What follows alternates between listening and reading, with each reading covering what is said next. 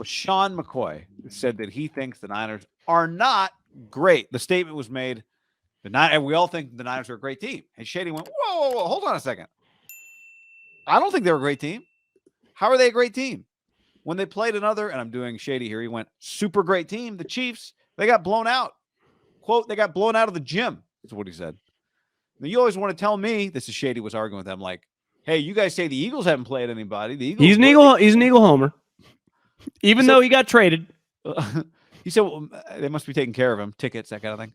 He said, well, if you guys are going to say all that about the Eagles, I'm going to ask you the same question about the Niners, which a lot of people, that gets your attention because the Niners are the number 2 seed. They're 12-4, top defense, all that. Great players. Every time you look up, they're scoring a bunch of points. So is Shady crazy? Crazy Shady. Are the Niners maybe not a crazy, great team? I don't think it's an outrageous statement at all. I think you might be right. I honestly don't know if there is a truly great team in the NFL this year. The Chiefs can be a little wonky, even though they're 13-3. I mean, that's if the great team would come from if you were to beat those teams, right? If the Chiefs beat the Bengals and then beat the Bills and then beat the 49ers again, they had a great season, right? At 17-4 or whatever their final record would be. With the Bills beat the Chiefs again, beat the Bengals. To me, the AFC team resume, same thing with the Bengals. You win the Super Bowl and beat, because they've played each other, you've had a remarkable season. Yeah. Yes. I think the Eagles and the Niners, if you wanted to nitpick, even though all that matters is you're the Super Bowl champions or you beat the NFC, it definitely has been an easier road in the NFC. Both people nitpick their 2 schedules. I'll say this about the Eagles. Their division's a lot harder than the Niners division. So you've played the Cowboys twice. You've played the Giants or technically after this season, or after this week, even though they're resting everybody. And even the football team who did beat them is a scrappy little squad, right? That's easier than fucking playing this version of the Rams or Arizona. But my point ultimately being is like, who cares? I've watched both teams when they're on. The Eagles went healthy early in the season, and the 49ers this last month with Purdy time. It's pretty clear they're damn good. And I would take their chances against those other 3 teams. Like the version we saw of the Niners, to me, is a lot different than the version now when they played the Chiefs. Because that game, best team they've played, was a massacre. It was a massacre. I mean, that was really bad. But I do believe they're much better now. And a huge reason is this is the best quarterback they've had starting for them this season. Not debatable, not arguable. Just like the eye test. But again, their defense was bad last week, but on the aggregate, it's been damn good. Do you think the 49ers are a great team? No. They could win the Super Bowl, I don't think. The Super Bowl, I think the 49ers, I think Harbaugh's Super Bowl team was better top to bottom, and I definitely think when I was a kid, the 94 team with like 11 All-Pros, Deion Sanders, Jerry Rice, Steve Young that's a great team. Like, I don't know if this is a great team. It's damn good. I think the NFL's a little watered down this year. Yeah, right? I think the NFL. Yeah, I mean, part of it is, your strength of schedule is not going to be great when you are what the Niners and Eagles were, right? Which were teams who were not great last year. So just your opportunities are not going to be what the top of the AFC, and you would take it. Like, you'd rather play a weaker schedule. This isn't college football. You don't have to prove anything in the rankings. But your strength of schedule is just not going to be the same when you were a team that was a wild card team the year before instead of a division winner the year before, right?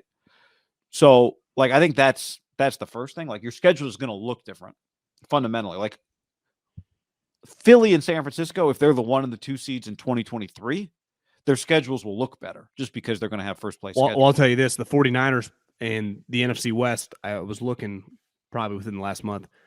The NFC East is the NFC other division they play next year. So strength of schedule going into the season will look a lot better, right? Because they got 3 playoff teams. Yeah, exactly. Just add up the wins. Yep. So that means the Eagles are not going to be one of their first place games.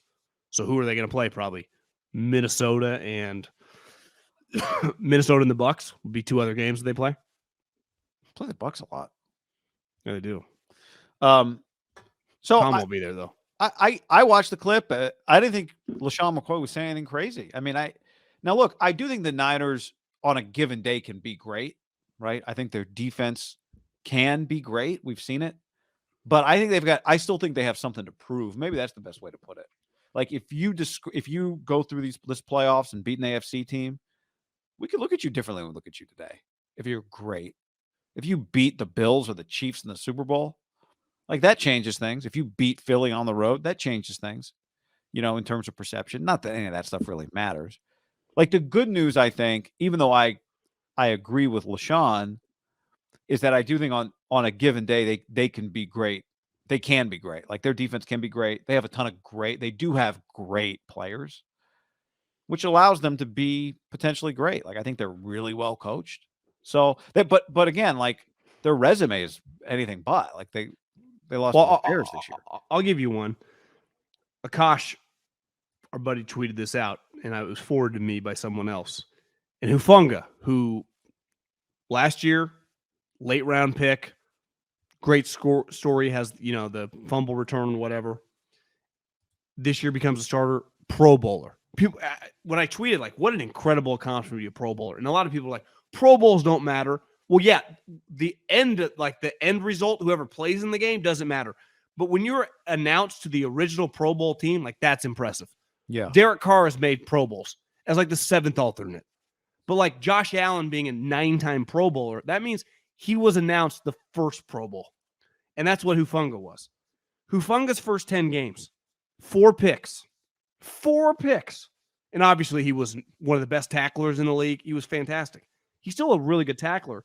But these last 7 games, the more tape that gets out on you as a starter, the more these offensive coordinators spend 90 hours a week in their office, fucking game planning, watching tape. What have they done? They have gone after him in the passing game. They attempt to do anything possible, schematically, formationally, with motions to get him, to force him to leave the box and cover somebody. He's allowed a bunch of touchdowns, 5 touchdowns the last 7 games. And you see it, like, that is never going to be his thing. So when the 49ers, like, he is one of their better players, right? When the Niners are rolling on defense, he's crushing people. But if you get him going back, not forward, because when he's coming at you, he's going to win. He's not going to miss a tackle. His closing speed's incredible. He's just a fucking hunter. When he goes back, like he's got to play like Ed Reed or just got to play like the position calls for sometimes, he is disadvantaged with speed. And that's, game 1. You play the Packers. I guess their tight end, I don't even know, Mercedes Lewis and what's his name, tore his ACL last year. And then you look at the Cowboys, they got, what's his name, who's actually a pretty good player, their tight end, Schultz. The Eagles, Goddard's a really good player. So, like, you do face, and obviously the AFC's got a ton of tight ends, right? I mean, the Bills, Knox, we know, who the Chiefs have. I don't know, one of the greatest tight ends of all time. Like, that is a position.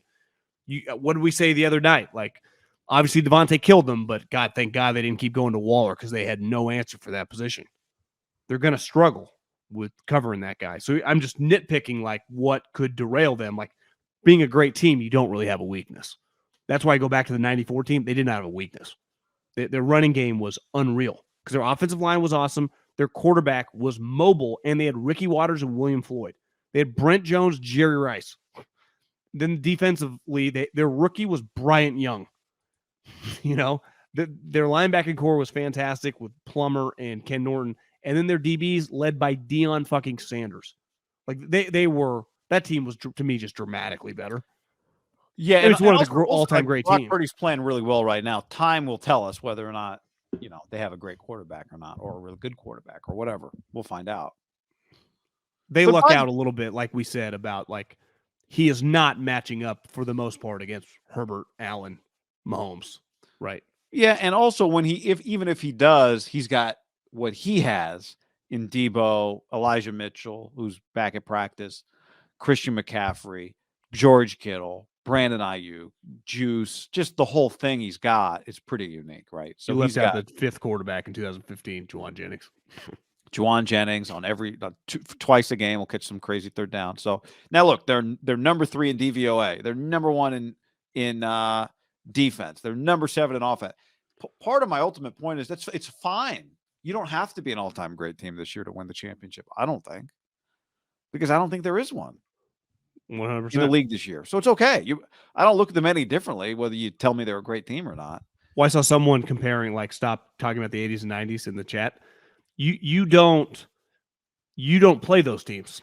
You're not compared to previous year's teams. Right. You're not playing some of Belichick's great teams in the Super Bowl. You're not playing the 94 Cowboy. You're playing this year's squads.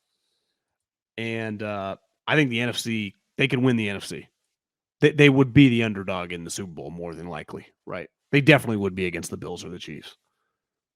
The Bengals, that could be a pick 'em. Because if the Bengals were to get there, it'd be pretty damn impressive. That's part of it. Like, whoever gets there in the AFC is going to be like, damn. Obviously, the Niners would be impressive, but it's a little less impressive. Like, you're just not going to get as much credit beating the Vikings when you're a 6-point favorite at home. That's a good point. Whoever comes out of the AFC I was thinking about won probably 2 games that will be very impressive, right? I was thinking today, the Niners are pretty heavy favorites against everyone they're going to play, except a healthy Eagles. And even the healthy Eagles on the road, what's that line? Niners -1? Or excuse me, Niners +1 if they're an underdog? I mean, I could see it being. I think if the Niners +3, fucking 2? the No, I country and the wasn't Sharps would take them. No, I wouldn't go that far. 1.5 maybe. Yeah, 2, maybe. But if it's under 3, then right away you're saying these aren't equal teams. Right. And we're acknowledging it's not going to be 3. So now you still got to play the games. The point spread's irrelevant if you lose. Ask the Packers last year. What was the Niners? 6.5-point underdogs going into that game. And honestly, if it wasn't for just momentum on their side, it probably should have been a little higher than that. Then you watch the game, you're like, yeah. I'll never forget that Jimmy roll out like, oh my God, Jimmy's going to make a play. Hits the Packer guy in stride. Remember that? They were in the end zone. Hit him in stride. I do.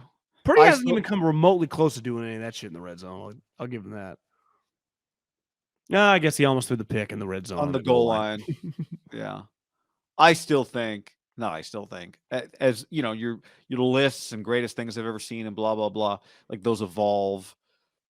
The block punt touchdown is on the short list of just the most stunning. When you're watching a game going, they're going to lose. How on earth do they win this game? How do they get down the field and score? How are they going to score a touchdown? They can't do it. Can't be done. Well, it couldn't be done. They couldn't have done it. Right? Couldn't have done it. But they had Hightower, bro. He was scheming up. Hightower, man. Yeah.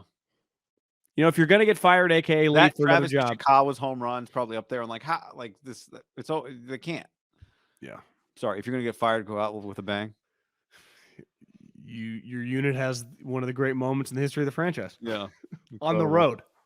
I do think on the road victories are, especially in the right environment. I remember Harbaugh won an on the road game at Carolina. It ain't the same. Like, you went on the road in Philly, in Green Bay, you know, in the AFC, in Buffalo, in Kansas City, in Pittsburgh. It feels extra good, right? Because obviously if you're on the road, that means you're fucking the underdog. You know, that's the thing. It's a double whammy. Like, you're not going on the road in the NFL playoffs like, oh yeah, we're favored by 5. Everyone. But I think like, and now it's not going to transpire, but if they were to go to Minnesota, they'd be favored, but that environment would feel pretty special.